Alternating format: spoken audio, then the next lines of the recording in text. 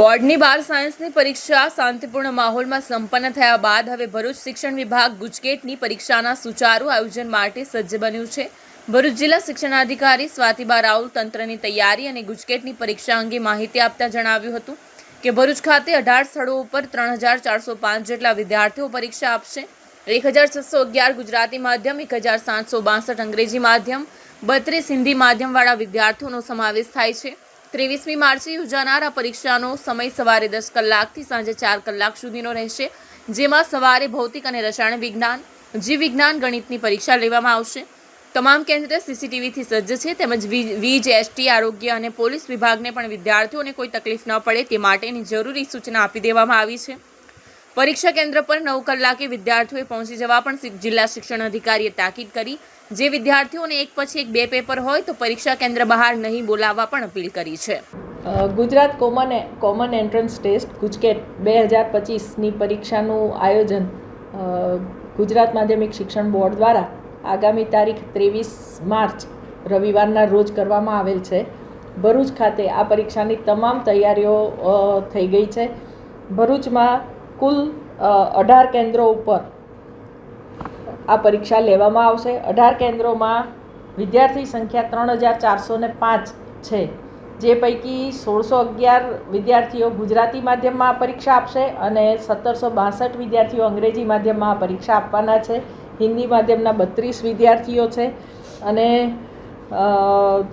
તમામ કેન્દ્ર સંચાલકો સાથે અને માનનીય કલેક્ટર સાહેબની અધ્યક્ષતામાં તમામ એજન્સીઓ સાથે મિટિંગ થઈ ગઈ છે, જેમાં કલેક્ટર શ્રી દ્વારા સૂચના આપી દેવામાં આવેલ છે કે પરીક્ષા દરમિયાન ક્યાંય વીજ પુરવઠો ખોરવાય નહીં, બાળકોને ટ્રાન્સપોર્ટેશનમાં બસના કારણે પરીક્ષામાં મોડું થાય, વિલંબ થાય, ઘરે પહોંચવામાં મોડું થાય તે સુનિશ્ચિત કરવા માટે ટ્રાન્સપોર્ટેશન વિભાગને પણ સૂચના આપી દેવામાં આવેલી છે।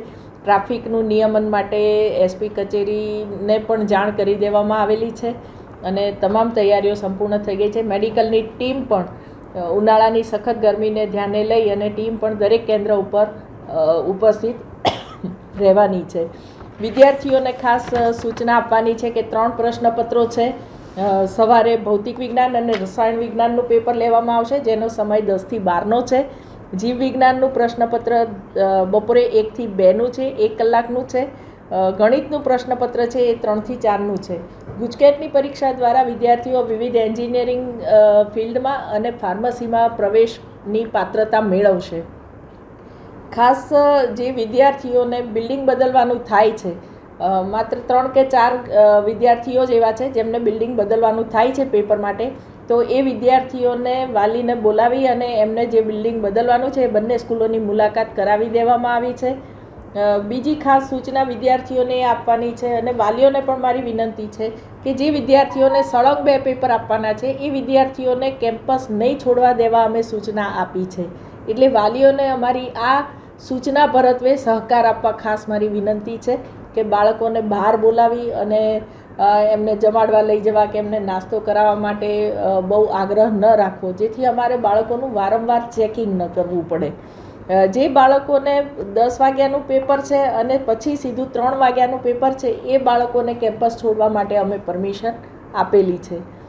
બોર્ડની પરીક્ષાની જેમ આ પરીક્ષામાં પણ બાળકોને કોઈ જ ડિજિટલ ગેજેટ કે ડિવાઇસ લઈ જવાનું નથી। મોબાઈલ, સ્માર્ટ વોચ કે કોઈ પણ પ્રકારનું હિયરિંગ એડ કશું જ એમણે પરીક્ષામાં પોતાની સાથે લઈ જવાનું નથી, એના ઉપર સંપૂર્ણ બાન છે। વિદ્યાર્થીઓને અને વાલીઓને ખાસ તાકીદ છે કે સમય તમારો 10:30 તમને એન્ટ્રી આપવામાં આવશે, એના અડધો કલાક પહેલાં પરીક્ષા સ્થળ ઉપર પહોંચવાનું ટાર્ગેટ રાખશો, જેથી મોડું થવાની સંભાવના આપણે શૂન્યવત કરી શકાય।